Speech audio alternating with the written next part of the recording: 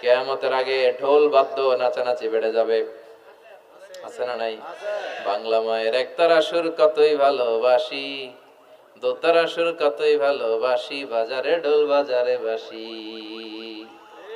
বিষ্ণুই বললেন বুইস্তু আন উকাসসিরাল মাযামির, আমি ঢোল বাদ্য তবলা হারমোনিয়াম এগুলোরে ভেঙে মাটির সাথে গুড়িয়ে দেওয়ার জন্য এসেছি।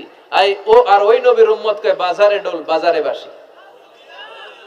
আছে না নাই? ঢোল বাদ্য বাজানো যাবে?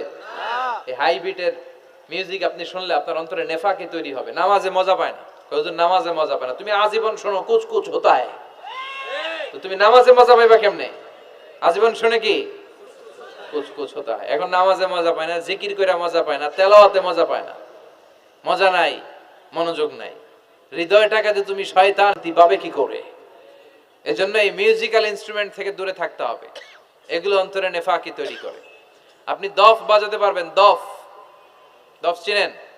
ঢোলের দুই দিক আটকানো, দফের একদিক আটকানো একদিক খোলা, এটা বাজিয়ে আপনি নাশিদ পরিবেশন করতে পারবেন, সমস্যা নাই।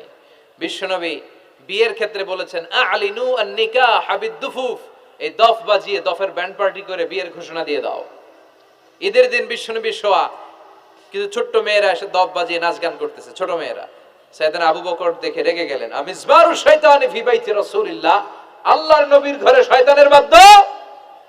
বিশ্বনবী বললেন দাহু ইয়া আবু বকর, আবু বকর রাখো, ইন্না লিকুল্লি কওমিন ঈদ, সব জাতিরই তো একটা ঈদের অনুষ্ঠান আছে, হাদা ঈদুনা, আজকের দিনটা আমাদের ঈদের দিন, বাচ্চাদেরকে একটু আনন্দ উৎসব করতে দাও। এই দফ বাজালে কোনো ক্ষতি নাই। বিশ্বনবী মক্কা থেকে যখন মদিনায় হিজরতে গেলেন, কোন পথ দিয়ে আমার নবী আসবে জানার জন্য মদিনার ছেলেমেয়েরা পাগল হয়ে গেল। ওই পথে দফ নিয়ে দাঁড়িয়ে রইল। বিশ্বনবী সাইয়েদনা আবু বকরকে নিয়ে আগমন করলেন। ওরা তালা আল বাদরু আলাইনা বলে বিশ্বনবীর ওয়েলকাম জানালো। সুবহানাল্লাহ পড়েন।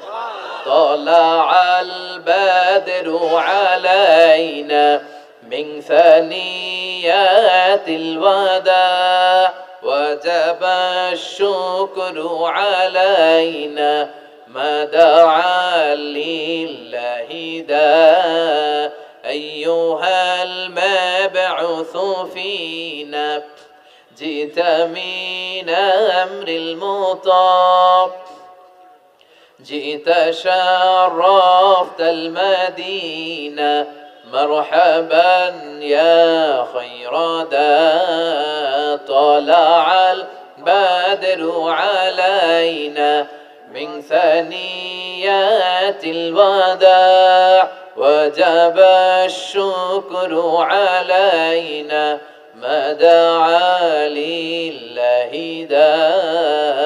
পড়েন আল্লাহু আকবার।